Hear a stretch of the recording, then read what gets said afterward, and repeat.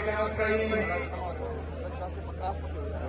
उठो मेरे दुनिया के गरीबों को जगा दो, काफी उमरा के दरो दीवार हिला दो, जिसके से दहका को मुयसर न हो रोजी, उसके के हर होश है कंदम को चला दो। मेरे कबायली अज़ला के नॉर्थ वजीरिस्तान, साउथ वजीरिस्तान, कुरम, औरकजई, बाचावाड़, मुमान और जितने भी एफआर्स हैं और खैबर के जितने भी मशरान आए हैं, सबको मैं दिल की गहराइयों से खुशामदीद भी कहता हूं, उनका शुक्रिया अदा करता हूं। मैं खैबर के हमारे जितने भी सियासी इत्तेहाद के दोस्त हैं, जितने भी हमारे मशरान कशरान जवान यहां आए हैं और इस अमन जलके को 4 चांद लगाए हैं, मैं आपका भी शुक्रिया अदा करता हूं। मैं अपने लीडर अपने कायद जनाब इमरान खान साहब का भी शुक्रिया अदा करता हूं कि उन्होंने आज कबायली अज़ला में से एक नौजवान को सुबह खैबर पख्तूनख्वा का पहले वज़ीर-ए-आला नामजद किया और फिर उसके काफिले के दोस्तों ने मुझे वज़ीर-ए-आला मुंतखब किया। तो इस शनाख्त पर मैं अपने लीडर अपने जनाब इमरान खान साहब का भी शुक्रिया अदा करता हूं। ये उन लोगों के लिए पैगाम है कबायली अवाम की तरफ से कि जिन कबायली नौजवानों का, जिन कबायली मशरान का, पूरे कबायलियों का आप वजूद तस्लीम नहीं कर रहे थे, अल्हम्दुलिल्लाह आज हमने शनाख्त मिल गई है। अल्हम्दुलिल्लाह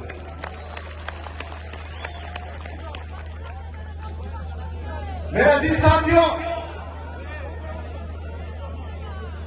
आज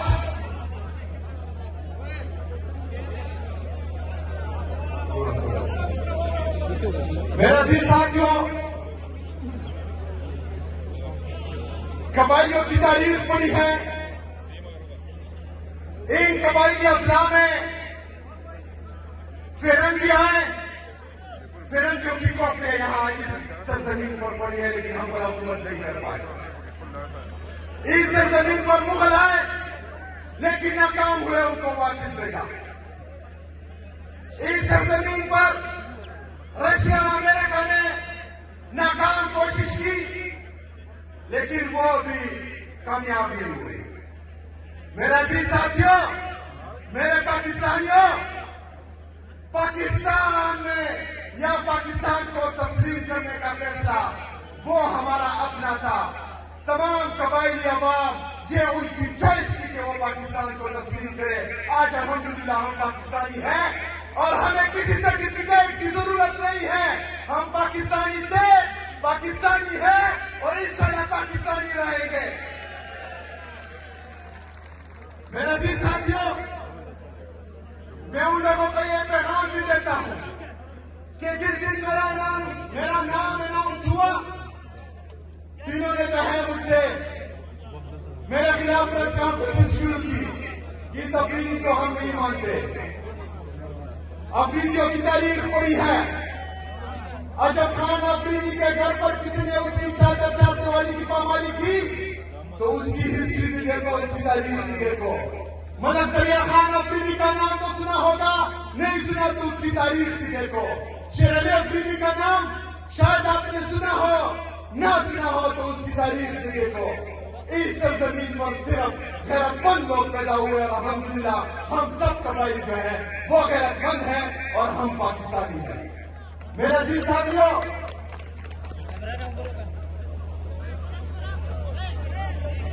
1947 से लेकर 9/11 तक पाकिस्तान की जितनी सरहदात हैं जो कबायली अज़ला से टच होती हैं, उन सरहदात की हिफाजत हम कबायलियों ने बगैर तनख्वाह की है।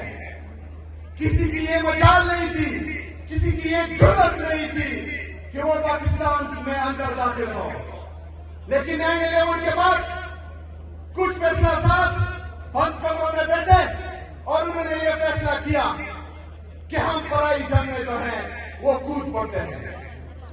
उस पराई जंग में कूदने का फैसला हमारी इजाजत के बगैर हुआ था, हमसे पूछे बगैर हुआ था, लेकिन कहा गया कि पाकिस्तान के लिए कुर्बानी की जरूरत है, पाकिस्तान के लिए कुर्बानी की जरूरत है।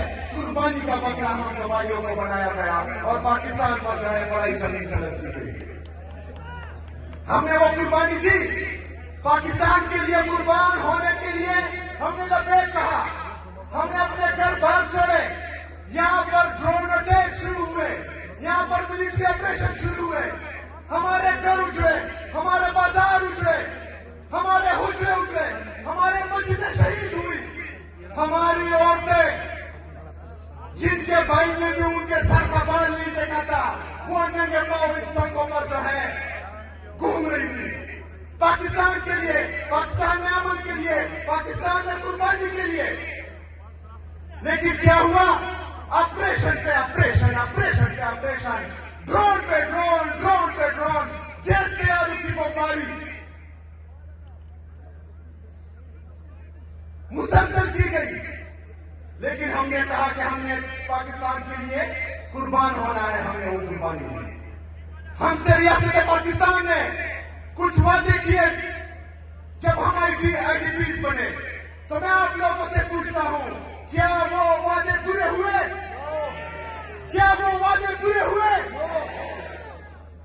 2018 में डीजीआईएस किया और हमारी सिक्योरिटी फोर्सेस ने कहा कि कबायलियां सजा किया है, खास करके सहमत किया है। लेकिन उसके बाद 2022 में एक दफा फिर फैसला किया गया कि यहां पर चाहे जो मुज़ाकरात होते हैं इनको लाया गया। आप लोगों ने इनकार किया था, यहां हमारे मशरान बैठे हुए, आप लोगों ने कहा था कि ये हमें कबूल नहीं, कहा था, हाथ उठाए, कहा था आप लोगों ने कि हमें कबूल नहीं।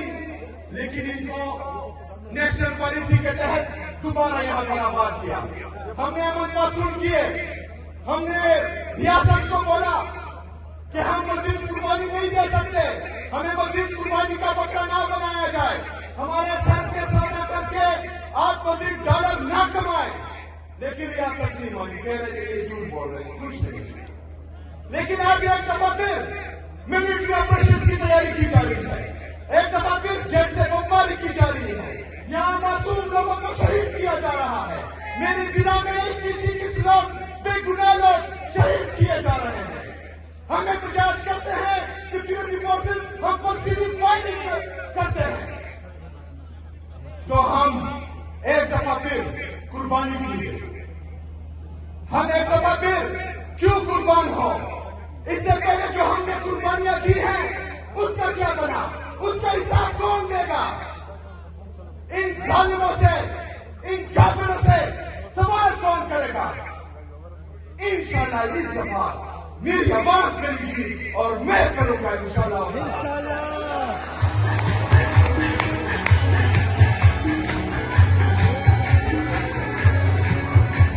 साथियों, ये जगह कुछ मुतालबात के लिए बुलाया गया है।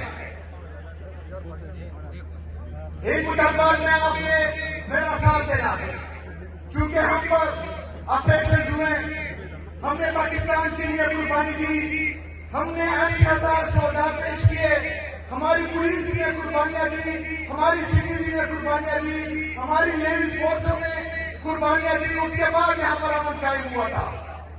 लेकिन एक दफा फिर जो मिलिट्री ऑपरेशन की तैयारी की जा रही है, तो हम ये मुतालबा करते हैं कि हम यहां पर कोई मिलिट्री ऑपरेशन नहीं मानते।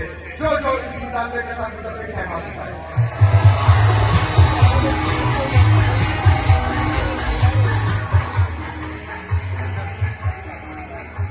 हम अमन में रियासत पाकिस्तान का साथ देंगे, हम अमन में अपने सिक्योरिटी फोर्सेस के शाना बशाना रहेंगे, लेकिन हम हर चीज कोलेटरल डैमेज जैसे महसूस का साथ बिल्कुल नहीं देंगे। मेरे किसी मासूम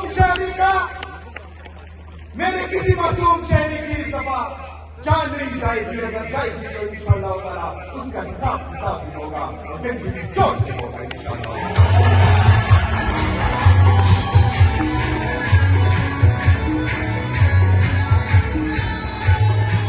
आप तमाम कबाइली रियासत पाकिस्तान से मरकजी हुकूमत से यह मुतालबा करती है कि खैबर पख्तूनख्वा बशमूल मर्द असला हमारी कबाइली असला जो है इसके जिस भी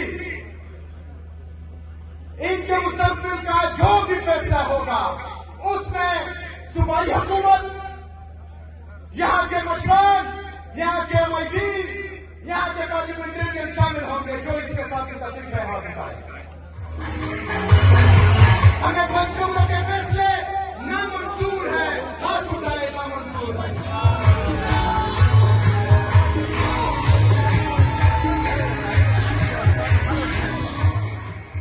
अमन के साथ साथ हम पूरे खैबर पख्तूनख्वा में तरक्की भी चाहते हैं, लेकिन होते वक्त हमारे कबाइली इस्लाम के साथ कुछ वादे किए गए। जॉन रिकॉर्ड है कि वो इन कबाइली अफराद को 100 अरब रुपए सालाना देंगे, जो वफाकी हुकूमत ने अभी तक पूरे नहीं किए। हमारा ये मुतालबा है कि जो 550 अरब रुपए अभी तक मर्ज असला का बकाया है वो हमें फिल फोर जो है दिया जाए, जो मुतल्लिक है इसके साथ बात बताए।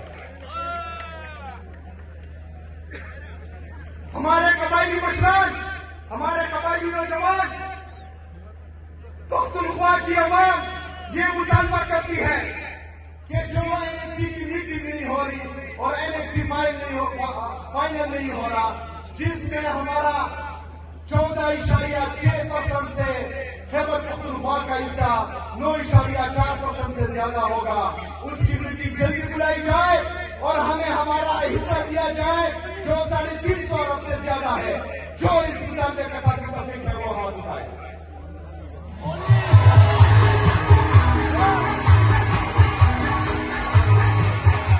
इसके साथ साथ खैबर पख्तूनख्वा का नेट हाइड एंड प्रॉफिट में जो हमारे वजगात हैं मरकजी हुकूमत पर, जो तकरीबन 2200 अरब रुपए से ज्यादा बनते हैं, हम सबका वो मुतालबा है कि वो हमें वापस दिया जाए। दोनों हाथ उठाए।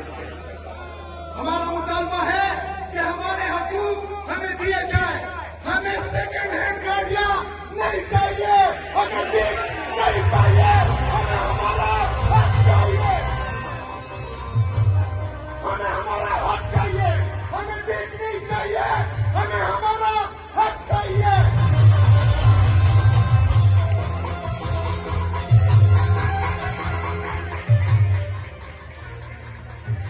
हमें हमारा हक चाहिए। सदा हक इत्तेफाक, सदा हक इत्तेफाक, सदा हक इत्तेफाक, सदा हक इत्तेफाक। मेरे पाकिस्तानियों, खासकर मेरे पख्तूनों, खैबर पख्तूनख्वा की आवाम, मैं आपसे वादा करता हूं कि इंशाअल्लाह ताला जब तक मैं इस कुर्सी पे हूं, जब तक मुझ में सांस है, तो इंशाअल्लाह ताला आपकी हुकूक के लिए लड़ता रहूंगा। मैं ये भी वादा करता हूं कि इलेक्शन से पहले अपनी सियासी तारीख में जो वफा मैंने अपने लीडर अपने जनाब इमरान खान साहब से निभाई है, मरते दम तक वो वफा निभाता रहूंगा इंशाअल्लाह ताला। दुनिया की कोई ताकत, दुनिया के कोई दौलत ना मुझे खरीद सकती है, ना मुझे दबा सकती है, ना मुझे झुका सकती है।